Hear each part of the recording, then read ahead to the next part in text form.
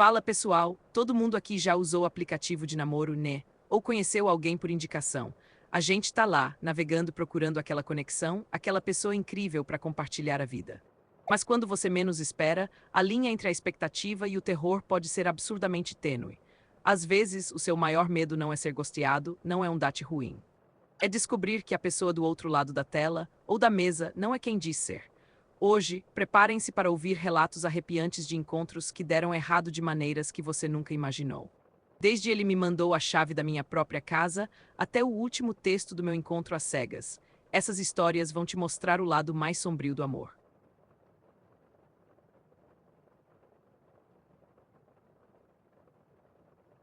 A cada relato, eu tento mergulhar mais fundo no lado sombrio da experiência humana. Se você é um fã de narrativas que te fazem pensar e sentir medo, por favor, certifique-se de que já está inscrito para os futuros casos. A noite em que o conheci foi como um conto de fadas moderno, ou pelo menos foi assim que começou. Morávamos em São Paulo, uma cidade que pulsa, e há 3 anos, em 2021, eu estava naqueles estágios iniciais de namoro. Sabe quando tudo é novidade, um flerte constante. Ele era perfeito, alto, sorridente, com um senso de humor que me fazia rir até a barriga doer. Trabalhava como desenvolvedor de software, e tínhamos muito em comum.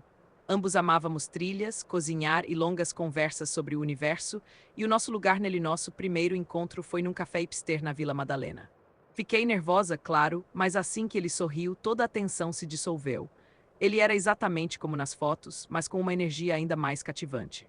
Pedimos cafés exóticos e passamos horas falando sobre tudo e nada.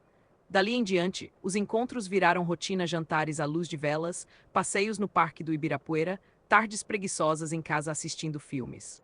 Cada dia eu me apaixonava mais.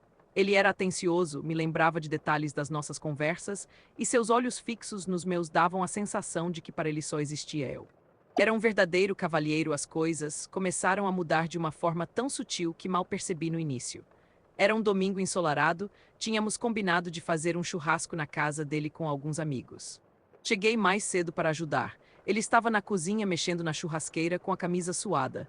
Eu ri. Já começou a trabalhar sem mim? Brinquei, me aproximando para abraçá-lo. Foi nesse momento. Ele se virou, mas o sorriso sumiu bem antes de seus olhos me encontrarem.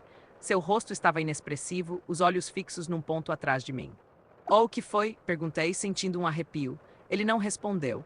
Apenas continuou me olhando com um olhar vazio, como se eu fosse uma estranha a princípio. Pensei que fosse alguma brincadeira.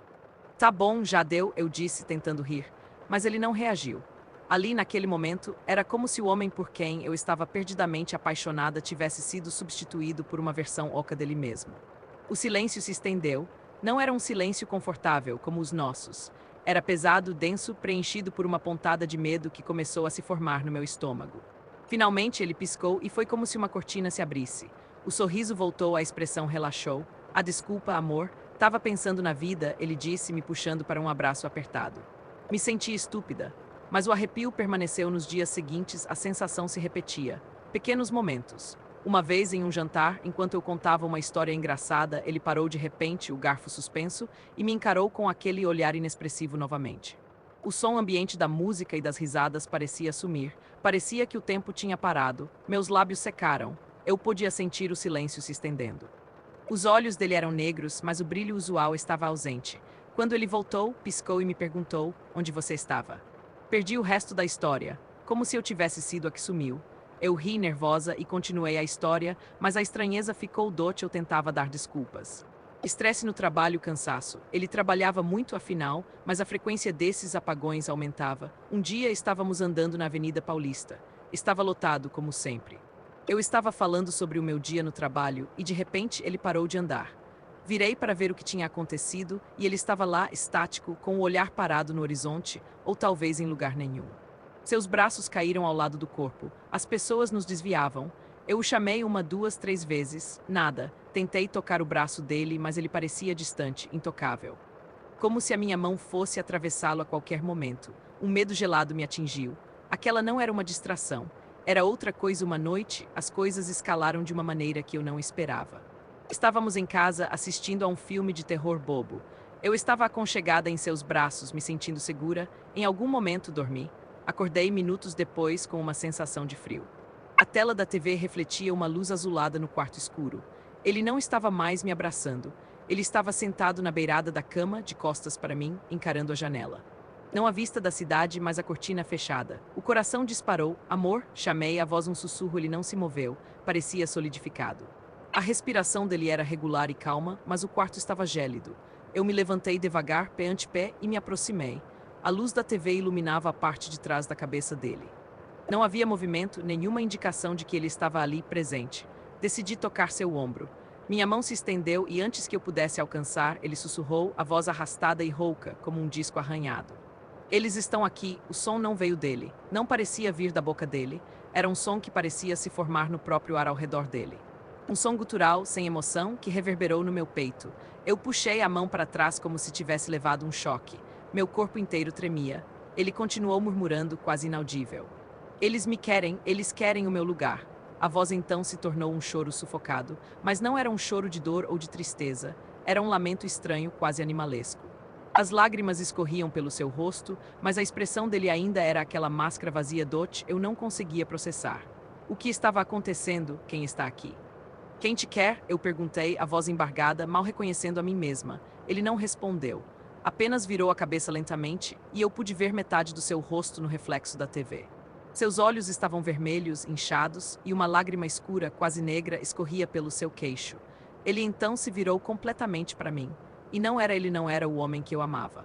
Não era nem mesmo a versão vazia dele. Era algo diferente. Os olhos, embora os mesmos, tinham uma intensidade que me paralisou, uma frieza que parecia sugar a alma. Havia uma espécie de fome. E ele me olhava não como o grande amor dele, mas como um objeto. Seu sorriso começou a surgir lento, tortuoso, revelando dentes que pareciam grandes demais, pontiagudos. Não o sorriso que me hipnotizou, mas algo grotesco, distorcido dote. Eu dei um passo para trás, esbarrando na mesa de cabeceira. O abajur estremeceu. Minha garganta se fechou. Eu queria gritar, mas nenhum som saiu. Ele se levantou lentamente, sem desviar os olhos dos meus. A cada centímetro que ele se erguia, a sombra projetada na parede atrás dele parecia se esticar e se contorcer, quase como se o seguisse, mas com uma vida própria. Quando ele estava de pé, completamente ereto, ele não se parecia mais com meu namorado. Era uma silhueta alta e intimidante que preenchia o pequeno quarto. E o cheiro? Um cheiro de terra molhada e metal enferrujado começou a se espalhar, sufocando o ar. Você veio até aqui por ele? A coisa perguntou, a voz agora um rosnado baixo, profundo. Era assustador, minhas pernas estavam bambas. Virei-me e corri para a porta, minha mão tateando a maçaneta. Queria apenas sair dali. Ele não me seguiu, mas eu podia sentir seu olhar em minhas costas, como brasas queimando minha pele. Quando abri a porta e saí correndo, não olhei para trás. Apenas corri, pelos corredores do prédio, escada abaixo, até a rua. Eu não parei até que estivesse no meu próprio carro, trancada e acelerando para longe dali. Nunca mais o vi. Tentei contatá-lo, mas ele não atendeu às ligações, não respondeu às mensagens. Era como se ele tivesse desaparecido. Meses depois, uma amiga me disse que ele tinha se mudado para o interior, sem dar muitas explicações. Eu não contei a ela o que aconteceu naquela noite. Quem acreditaria, para qualquer um, foi apenas um relacionamento que não deu certo. Mas para mim, a imagem daquele olhar vazio, daquela voz gutural e daquele sorriso disforme assombra meus sonhos. Eu não sei o que era aquilo, não sei quem era aquilo, mas sei que o homem por quem eu me apaixonei, o homem que pensei conhecer, tinha um outro eu que eu nunca deveria ter encontrado. E toda vez que vejo um sorriso muito perfeito, ou um olhar que se fixa demais, um calafrio percorre minha espinha e me pergunto: quem ou o que está realmente por trás dos olhos de alguém?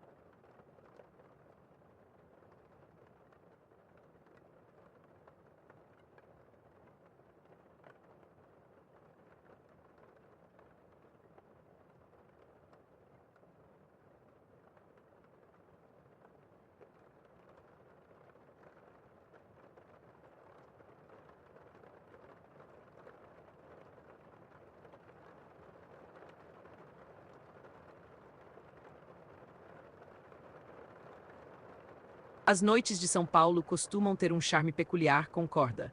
Principalmente na primavera, quando o ar está um pouco menos pesado e as flores, mesmo as que teimam em nascer entre o concreto, lançam um cheiro suave e surpreendente. Foi numa dessas noites, morando no meu apartamento no coração do paraíso, que eu pensei ter encontrado um pouco daquele charme em forma de gente. O nome dele era Daniel. Conheci-o num daqueles aplicativos de paquera, sabe?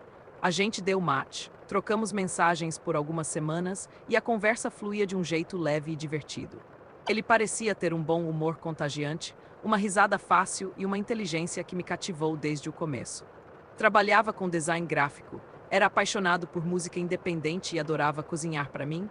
Tudo isso era uma combinação bastante atraente. Nosso primeiro encontro foi num barzinho na Vila Madalena, desses com luz baixa e música ambiente que convida à conversa. Ele era exatamente como nas fotos, talvez até mais charmoso pessoalmente. Alto, com um cabelo um pouco bagunçado que lhe dava um ar descontraído, e aqueles olhos castanhos que pareciam sorrir junto com a boca. A noite passou voando, e a sensação era de que eu o conhecia há tempos. Saí de lá com um sorriso bobo no rosto e a certeza de que queria vê-lo de novo, e de novo. E de novo os encontros se tornaram mais frequentes. Jantares no meu apartamento. Ele de fato cozinhava muito bem, passeios de fim de semana pelo Ibirapuera, tardes no cinema, noites de pizza e filme. A cada dia eu me sentia mais à vontade ao lado dele, mais conectada. Ele era atencioso, me ouvia com real interesse e parecia se importar genuinamente com as minhas coisas. Eu estava, sem dúvida, me apaixonando. E, para ser sincera, por um tempo, tive a impressão de que ele sentia o mesmo. Cerca de 3 meses depois, as coisas começaram a mudar de um jeito sutil, mas perceptível. Não era algo grandioso, sabe? Eram pequenos detalhes que eu inicialmente descartei como ansiedade minha ou excesso de pensamento. Por exemplo, ele começou a aparecer no meu prédio sem avisar algumas vezes. No começo, achei fofo, uma surpresa. Estava na região e resolvi passar para te ver, dizia ele com aquele sorriso, mas depois de um tempo começou a me incomodar um pouco. Eu sou uma pessoa que gosta do meu espaço. Da minha rotina. Outro ponto que me deixou meio aérea foi uma conversa que tivemos sobre as chaves da casa. Eu tinha uma pequena coleção de chaveiros na minha mochila e um dia, enquanto procurava algo, ele viu. Nossa, quanta chave! Ele brincou. Eu ri e expliquei que eram de lugares diferentes. Do apartamento, do trabalho, da casa da minha mãe. Ele perguntou qual era do meu apartamento e eu, sem pensar muito, apontei. Ele a pegou na mão, brincou um pouco com ela e depois a devolveu na minha mochila. Naquele momento não senti nada, era apenas uma conversa boba sobre chaves. A partir daí, comecei a notar que ele sabia de coisas que eu não tinha contado a ele. Pequenos detalhes da minha rotina. Seu vizinho de cima estava tocando violão de novo hoje de manhã, né? Ele disse uma vez, e eu me lembro de ter achado estranho, porque o violão do vizinho é bem baixinho, quase inaudível. Noutra ocasião, ele mencionou que o entregador de pizza tinha vindo mais cedo do que o normal na noite anterior, e eu tive que parar e pensar como ele saberia disso. Eu comecei a me sentir, observada. A sensação de que tinha algo errado foi crescendo, se transformando numa sombra que me seguia. Uma noite, eu estava deitada assistindo a um filme no meu quarto, quando jurei ter ouvido um barulho vindo da sala. Um rangido, como se alguém estivesse pisando no assoalho. Meu coração deu um salto. Congelei, prendi a respiração, tentando ouvir de novo. Nada. O silêncio era tão denso que quase o podia tocar. Eu me forcei a pensar que era apenas o prédio antigo se ajeitando, ou o vento. Mas o frio na espinha não foi embora. Eu comecei a ter dificuldade para dormir. Minha mente ficava girando, reencenando cada conversa, cada gesto, tentando encontrar a peça que faltava naquele quebra-cabeça perturbador. A imagem do Daniel, o Daniel que eu conheci, começou a se distorcer em algo que eu não reconhecia. O ponto de ruptura veio numa terça-feira à noite. Eu estava no trabalho, ajeitando as coisas para ir embora, quando meu celular vibrava com uma nova mensagem. Era do Daniel. A foto de perfil dele, com aquele sorriso que me encantou, subitamente pareceu perversa. Abri a mensagem. Não havia texto, apenas uma imagem. Era a foto de uma chave. Minha chave, a chave do meu apartamento. Ela estava sobre uma mesa de madeira escura, sob uma luz amarelada, exatamente como a mesa da minha sala de jantar. Não havia dúvida, era a minha chave, com todas as marcas e o pequeno arranhão que ela tinha. Minha respiração ficou presa na garganta, meu corpo gelou. O coração começou a bater tão forte que parecia que ia sair do peito. Eu senti um suor frio escorrendo pela minha nuca. Aquela chave, eu tinha certeza de que ela estava na minha mochila, onde sempre a guardava. Mas como ele tinha uma foto dela lá dentro do meu apartamento, peguei minha mochila com as mãos trêmulas e a abri, procurando desesperadamente pelo meu chaveiro. Mexi em tudo, revirei. A chave do apartamento não estava lá. Simplesmente não estava naquele momento, tudo se encaixou. Os aparecimentos casuais dele, as informações que ele não deveria saber, o barulho na sala. Ele não estava na região. Ele estava no meu apartamento. Ele tinha feito uma cópia da minha chave em algum momento e estava entrando quando eu não estava lá. A bile subiu pela minha garganta. A sensação de violação era esmagadora, sufocante. Eu tinha deixado um estranho, um stalker, entrar na minha vida e, pior, na minha casa. O sorriso dele, antes tão charmoso, agora parecia um aviso, uma máscara doce. Eu nem consegui responder à mensagem. Bloqueei-o imediatamente. Saí do trabalho como um raio, peguei o primeiro táxi que vi. O motorista deve ter percebido o meu pavor, porque dirigiu em silêncio. Cada semáforo parecia durar uma eternidade. A cada esquina eu imaginava ele dentro do meu apartamento, esperando. Cheguei em casa, as mãos ainda tremendo, e a primeira coisa que fiz foi trocar todas as fechaduras. Demorou horas, chorei de pânico enquanto aparafusava cada peça, imaginando seus passos, sua respiração nos cantos que eu achava seguros. E eu não troquei só do meu apartamento. Eu me mudei uma semana depois. Não conseguia mais dormir lá, não conseguia mais respirar lá, não conseguia mais me sentir minimamente segura até hoje, quando o celular vibra com uma mensagem de um número desconhecido, um frio assola minha espinha. A primavera em São Paulo ainda tem seus charmes, mas eu me fechei um pouco para eles. E para pessoas novas também. Porque a ideia de que alguém pode tirar uma foto da sua chave e, com ela, entrar em cada canto da sua vida, cada canto da sua casa, é um terror que não se esquece. É um terror silencioso que ecoa no vazio de uma fechadura que não é mais sua, mas que, por um tempo, pertenceu a alguém que sabia cada passo seu, cada suspiro seu dentro do seu próprio lar.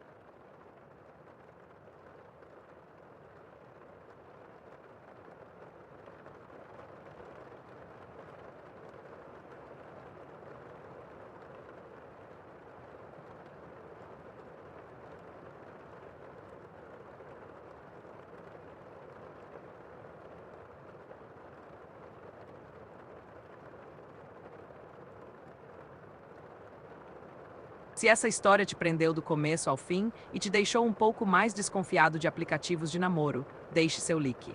Isso me ajuda a saber que vocês gostam desse tipo de conteúdo. Era uma terça-feira chuvosa, dessas que parecem feitas para ficar em casa enrolado num cobertor. Mas eu tinha um encontro. Não era um primeiro encontro, e sim o 10º, ou talvez o 12º com a Ana. A gente já namorava fazia uns 3 meses, e tudo fluía leve, descomplicado. Ela era divertida, linda, e a companhia dela me fazia sorrir de uma forma que poucas coisas conseguiam naquela noite. A gente tinha combinado de jantar no meu apartamento. Eu já estava preparando um risoto, o cheiro de alho e cebola frita se espalhando pela cozinha, quando o telefone dela tocou. Eu ouvi a voz dela murmurar algo sobre emergência no trabalho e meu coração gelou um pouquinho. O que é que ela fazia, afinal? Ela nunca dava muitos detalhes sobre a profissão, sempre meio vaga, um sorriso misterioso. Depois eu te explico, amor, ou é super chato, você ia dormir no meio da descrição. Eu sempre deixava pra lá, amor, ela disse, eu preciso ir pra São Paulo. É urgente, não consigo desmarcar, mas volta amanhã de manhã cedinho. Você se importa de passar a noite no meu apartamento? Assim a gente não perde o dia de amanhã. Eu tenho uma chave reserva com a sua vizinha. Passar a noite no apartamento dela era a primeira vez. A gente sempre ia no meu lugar, ou num hotelzinho charmoso quando viajávamos. Eu nunca tinha nem sequer visitado o apartamento dela. Ela sempre dizia que era meio bagunçado, que preferia a casa de gente mais organizada. Eu ria, claro, amor. Sem problemas, eu disse, tentando disfarçar minha curiosidade. A ideia de conhecer um pouco mais do mundo dela, mesmo que escondido, me agradava. Cheguei lá por volta das 9 da noite. Peguei a chave com a vizinha dela, uma senhora simpática que me lançou um sorriso cúmplice. As luzes do corredor estavam meio fracas e o prédio parecia estranhamente silencioso. A porta de madeira escura do apartamento da Ana rangeu um pouco ao se abrir. A primeira coisa que me atingiu foi o cheiro. Não era um cheiro ruim, mas era ausente, como se ninguém morasse ali de verdade. Nenhum perfume dela, nenhum cheiro de comida recente, nem mesmo aquele cheirinho de casa que a gente só percebe quando fica muito tempo fora. Era um cheiro neutro, de poeira antiga e ar parado dótil acendia as luzes. O apartamento era surpreendentemente vazio, não vazio de móveis, mas vazio de vida. A sala tinha um sofá moderno, uma TV grande e uma mesa de centro com alguns livros empilhados de forma impecável, quase como peças de decoração. Sem fotos, sem bibelôs aleatórios, sem revistas antigas. As paredes eram brancas sem quadros. Era tudo muito minimalista, quase estéril. Dei uma olhada na cozinha. Limpíssima. A geladeira, quando abri, tinha uma garrafa de água e 2 potes de iogurte. Só, nenhum tempero, nenhuma mancha de gordura no fogão, nem uma migalha na bancada. Era como uma cozinha de showroom, daquelas que ninguém nunca usou. Fui para o quarto. A cama estava arrumada, com a colcha esticada e almofadas perfeitamente alinhadas. No criado mudo, um despertador digital e um livro que parecia intocado, sem marca-páginas. O guarda-roupa, que eu esperava ver lotado de suas roupas coloridas e charmosas, estava meio vazio. Algumas peças escuras penduradas com muito espaço entre elas. Nem um par de sapatos no chão, nada. Na penteadeira, uma escova de cabelo, um batom vermelho e um frasco de perfume. Sem maquiagem espalhada, sem joias, uma sensação estranha começou a me incomodar. Não era medo, mas uma espécie de deslocamento. Aquilo não parecia o lar da Ana que eu conhecia, a Ana vibrante e cheia de vida. Era como se eu estivesse em um hotel de luxo, impessoal e sem alma. Eu decidi tomar um banho para relaxar. Entrei no banheiro e a primeira coisa que notei foi que não havia toalhas penduradas, apenas uma pilha de toalhas brancas e novas no armário. A pia estava vazia, nenhuma escova de dentes dela, nenhum shampoo ou condicionador pessoal. Só um sabonete em barra genérico. Enquanto a água quente caía sobre mim, comecei a ouvir. No início parecia o vento, um assobio baixo e distante. Mas depois ficou mais claro, eram vozes. Muito baixas, quase sussurros, vindo do quarto. Eu desliguei o chuveiro, meu coração batendo um pouco mais forte. O som continuou. Eram como murmúrios, conversas abafadas, o tipo de som que a gente ouve de um andar de cima quando está muito quieto. Eu saí do banheiro, enrolado na toalha branca e impessoal. As vozes pareciam vir do quarto dela. Eu engoli em seco e me aproximei. Elas não eram ameaçadoras, mas a estranheza da situação era tão grande que me dava calafrios. Parecia que não vinham de dentro do quarto, mas de dentro das paredes. Eram sons de risadas, algumas palavras soltas, um eu te amo, um que bom que você veio. Eram vozes jovens, masculinas e femininas. Não era a voz da Ana Dot. Eu me sentei na cama, tentando racionalizar. Talvez o isolamento acústico do prédio fosse ruim. Talvez fossem os vizinhos. Mas porque nunca antes eu tinha ouvido sons no apartamento dela, nem sequer um carro passando na rua, quando ela morava em uma avenida movimentada, aquele apartamento era silencioso demais. E agora, de repente, estava cheio de ecos. Deitei na cama, tentando ignorar as vozes, que agora pareciam mais próximas, ocasionalmente formando frases inteiras, como se falassem comigo.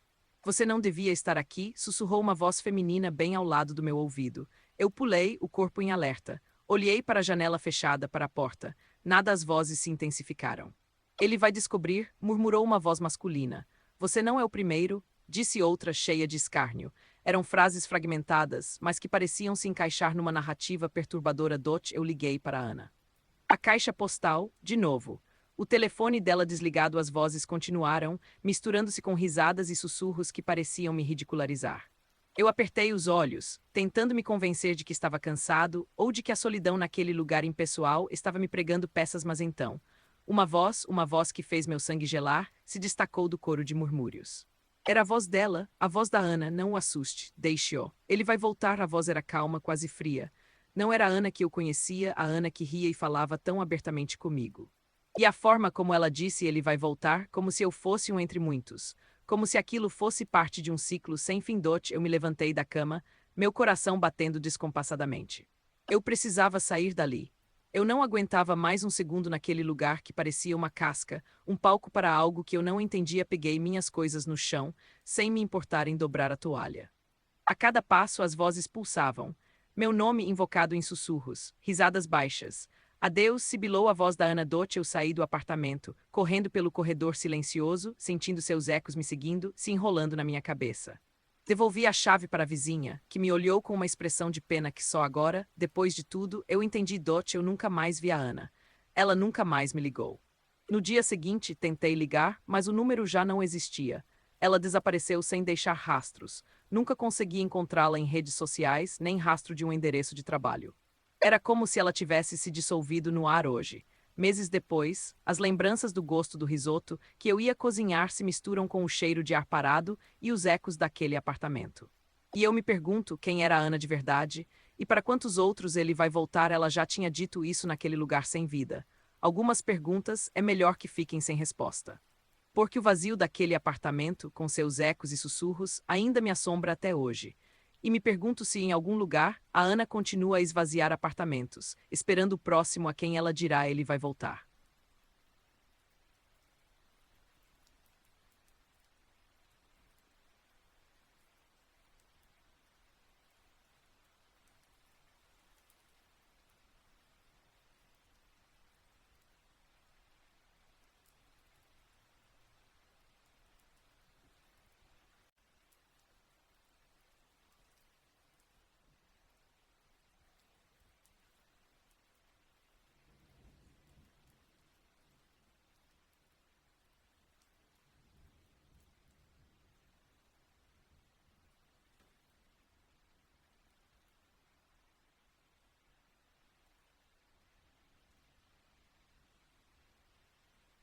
Era para ser só mais uma daquelas noites.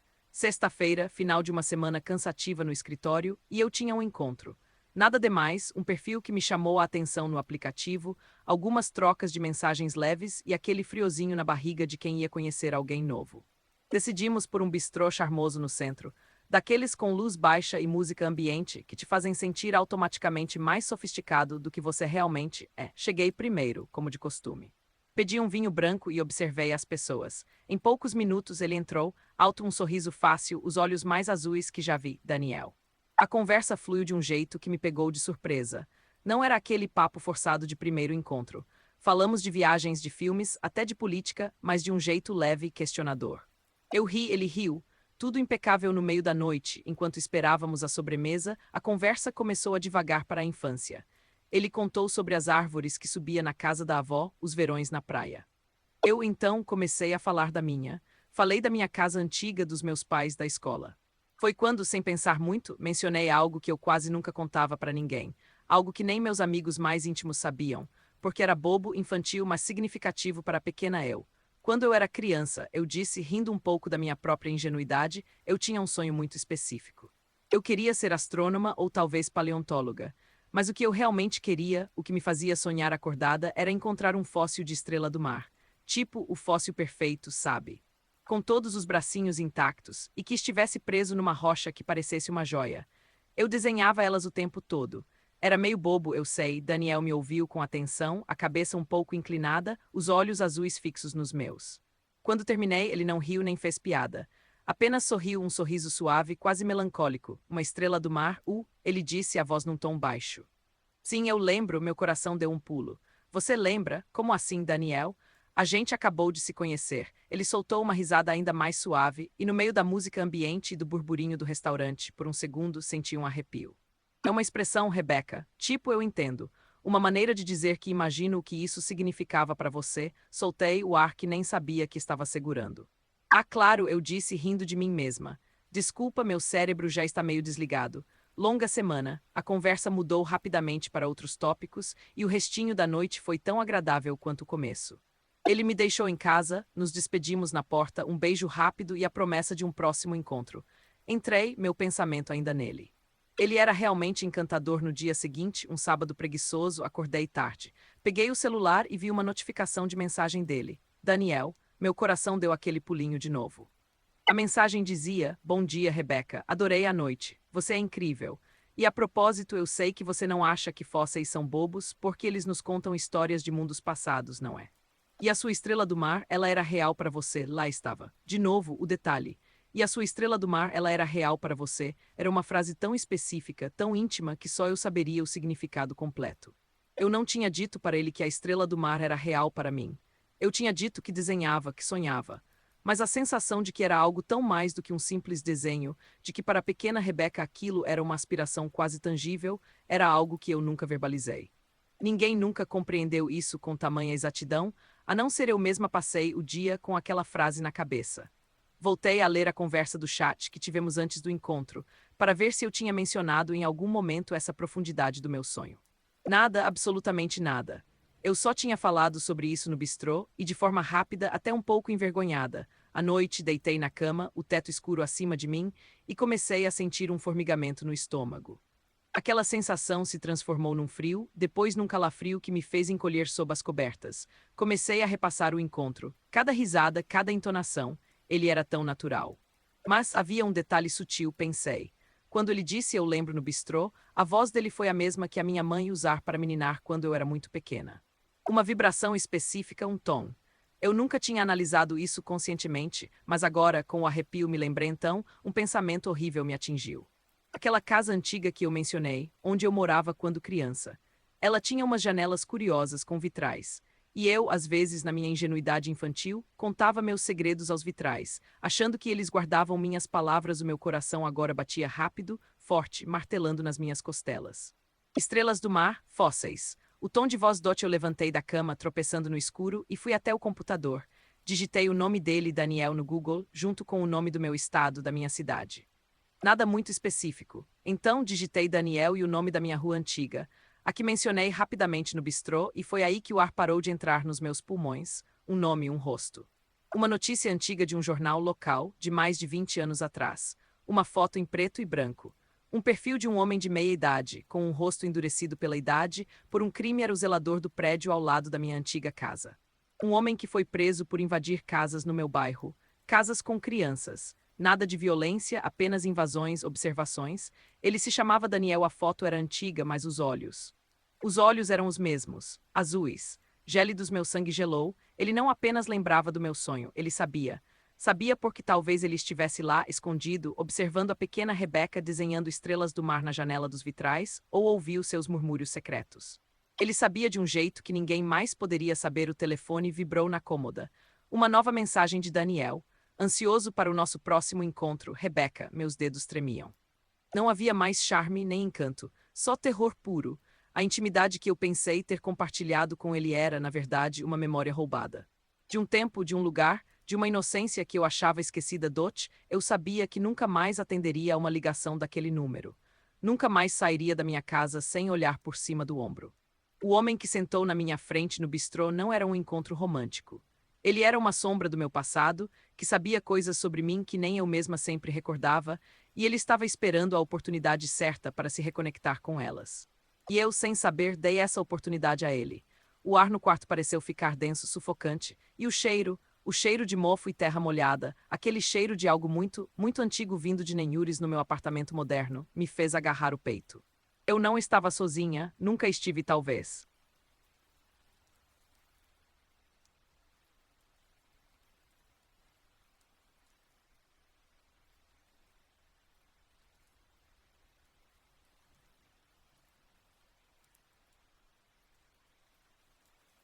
Pensando nessa última história, se você pudesse mandar um aviso para o protagonista, o que diria? Compartilhe sua sabedoria nos comentários abaixo. Eu sempre fui um cara de rotina. Acordava, ia trabalhar, academia, casa, essa era a minha vida. Depois de um relacionamento longo que terminou, eu me vi meio perdido na ideia de conhecer gente nova. Meus amigos viviam me falando para entrar nos aplicativos de relacionamento. Eu resistia, sabe? Parecia artificial, mas a solidão ia batendo. Um dia, depois de muito insistir, resolvi baixar um desses apps. Era mais ou menos umas 10 da noite de uma terça-feira. O tempo estava nublado lá fora. E eu, como de costume, estava deitado no meu sofá, maratonando uma série sem muito entusiasmo. Abri o aplicativo pela primeira vez e a interface era o que se esperava: fotos, descrições, deslizar para a direita ou para a esquerda. Comecei a ver os perfis um atrás do outro. Tinha de tudo. Gente na praia, gente com animais de estimação, gente em baladas. Me sentia um juiz, avaliando vidas alheias em poucos segundos. Deslizei alguns perfis, sem muito interesse, até que parei em um. Era de uma moça chamada Ana. A foto de perfil dela não era nada demais à primeira vista. Ela estava sentada em um banco de parque, rodeada por árvores com folhas secas, típico outono. O sol batia de lado, criando umas sombras bonitas.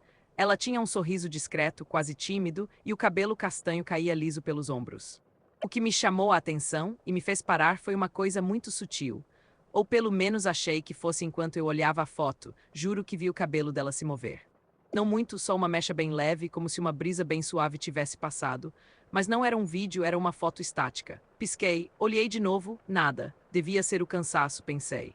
Talvez meus olhos estivessem pregando peças em mim, ou a tela do celular, que sabe. Ignorei e continuei olhando o perfil.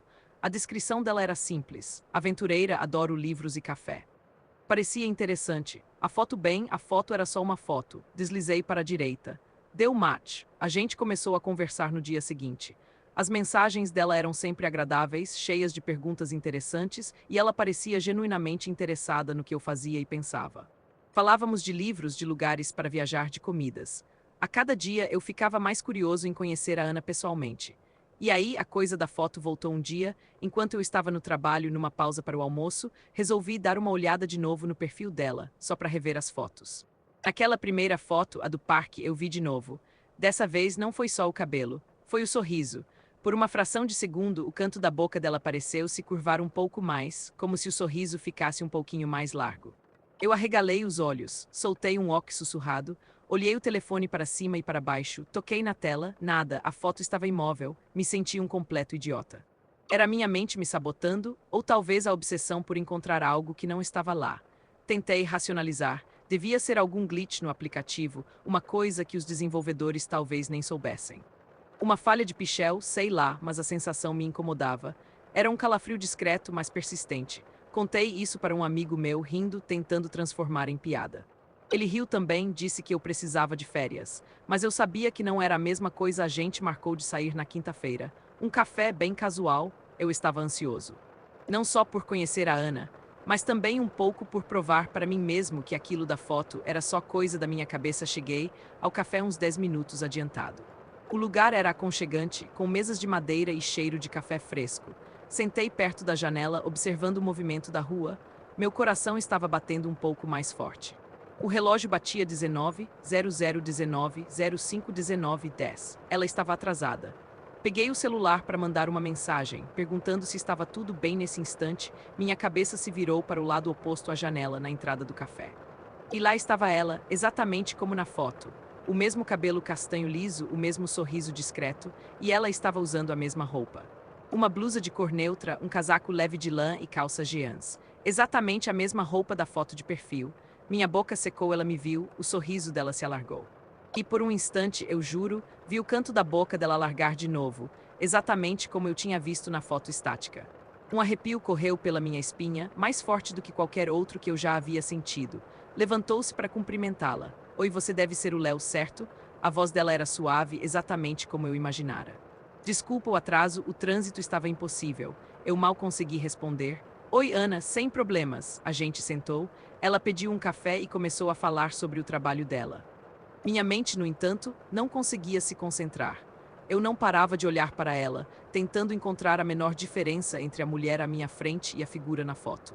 Cada movimento que ela fazia, cada vez que ela piscava, parecia uma extensão daquela imagem que eu tinha visto no meu celular. A conversa fluiu normal. Ela era articulada, engraçada em alguns momentos. Mas a cada risada que ela dava, a cada vez que ela ajeitava o cabelo, eu sentia um medo estranho se instalando no meu peito. Era como se eu estivesse em frente a uma réplica perfeita, mas uma réplica que de alguma forma conseguia antecipar seus próprios movimentos. Perto do final do encontro, ela tocou meu braço levemente, rindo de algo que eu tinha falado. Você é um cara muito divertido, Léo. Eu gostei muito do nosso papo. Nesse momento, enquanto o sorriso dela estava no auge, senti, sem a mínima dúvida. Era como se um vento gelado tivesse passado por mim. A foto, ela não era uma imagem estática que ganhava vida. Ela era a vida que se tornava uma imagem. Tudo parecia predeterminado. A leve brisa no cabelo, o alargamento do sorriso, até mesmo o toque sutil no meu braço. Eu tinha visto tudo isso antes, na imagem. Saí do café com uma sensação estranha de alívio e pavor. Ana era uma mulher bonita, interessante, mas a experiência me deixou profundamente assustado. Eu não tinha certeza do que tinha acontecido, mas a ideia de que eu tinha visto partes de nosso encontro antes que ele acontecesse, naquelas imagens supostamente estáticas, me apavorava. Nunca mais marquei um segundo encontro com a Ana. Ela mandou algumas mensagens depois, mas eu inventei desculpas vagas. Eventualmente, ela parou de tentar. Eu deletei o aplicativo e juro que não olhei a foto de perfil dela novamente. Até hoje me pergunto se aquilo foi só o meu cérebro pregando peças em mim, criando memórias falsas ou exageradas, ou se havia algo mais, algo inexplicável, nessa mulher e naquela foto. Algo que me mostrou, antes que acontecesse, um vislumbre de um futuro que ela já conhecia. E o pensamento disso, a possibilidade de não haver livre-arbítrio naqueles pequenos momentos, ainda me arrepia. E me faz questionar: será que ela sabia que eu veria? Será que ela também viu nossa conversa acontecendo antes mesmo de iniciarmos? Isso me aterroriza.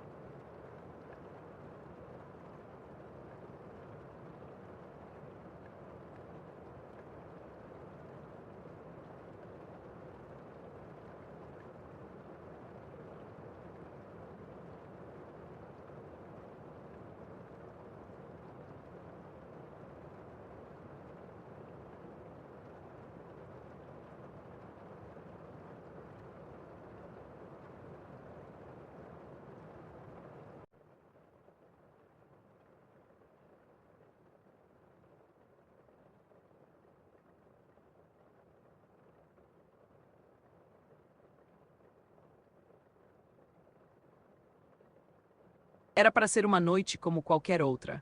Sexta-feira. O tipo de sexta-feira que você já imaginava o quão monótona seria, presa em casa enquanto o resto do mundo parecia estar se divertindo. Mas eu tinha planos. Enfim, planos arranjados. Meu amigo, o Léo, sempre foi um casamenteiro nas horas vagas e ele estava determinado a me tirar da minha bolha. Conheço o cara perfeito para você, Marie, ele dizia já há semanas e eu já estava cansada da insistência. Confia em mim. Ele é super legal, engraçado e vocês têm muito em comum. Acabei cedendo mais pela exaustão de ouvir o Léo do que por qualquer entusiasmo.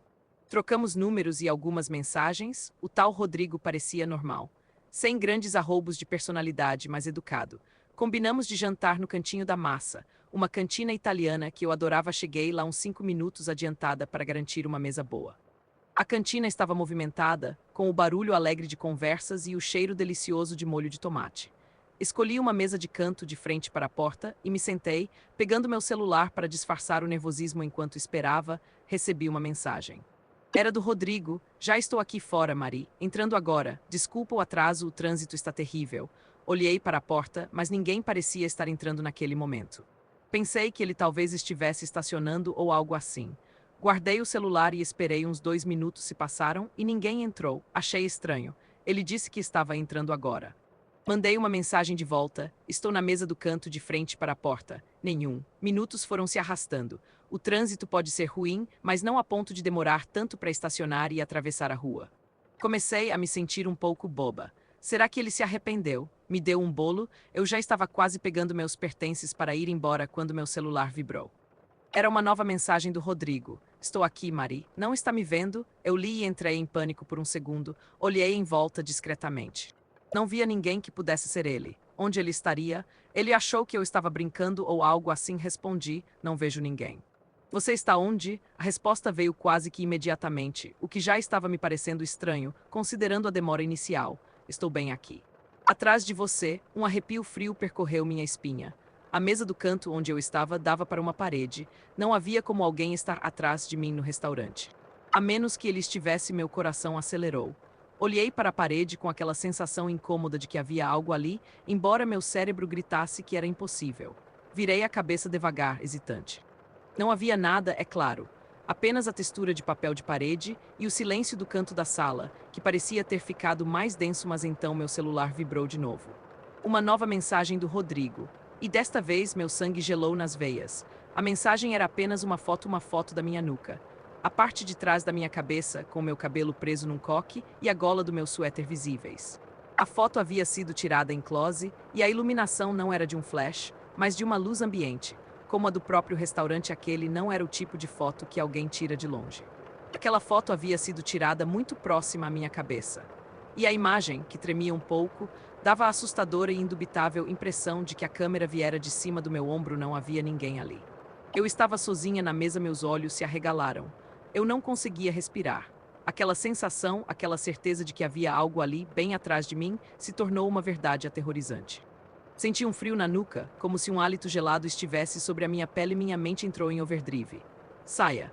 Saia agora, agarrei minha bolsa, me levantei tão rápido quanto pude e, sem olhar para trás, sem pensar em pagar a conta ou dar qualquer tipo de satisfação, eu corri para a porta. O som dos meus sapatos no chão da cantina parecia alto demais.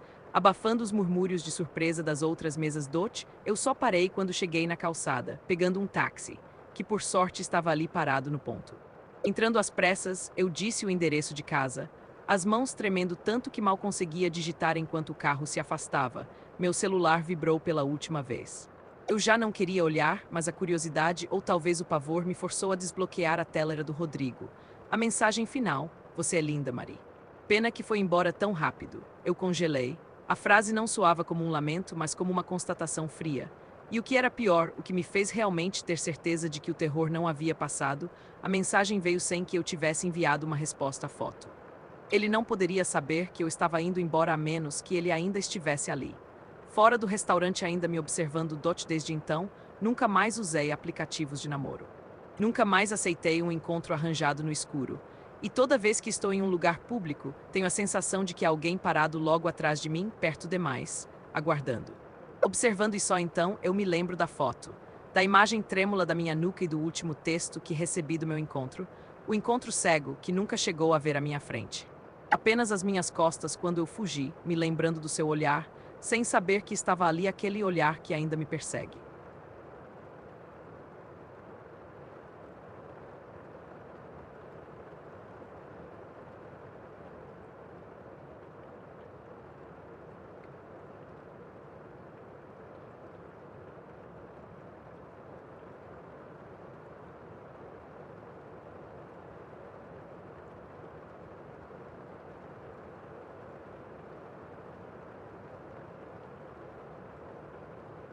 Essas histórias são apenas a ponta do iceberg do assustador mundo dos encontros. Se você deseja continuar explorando esses relatos arrepiantes e não perder nenhum vídeo novo, inscreva-se agora. Sua dose semanal de medo te espera.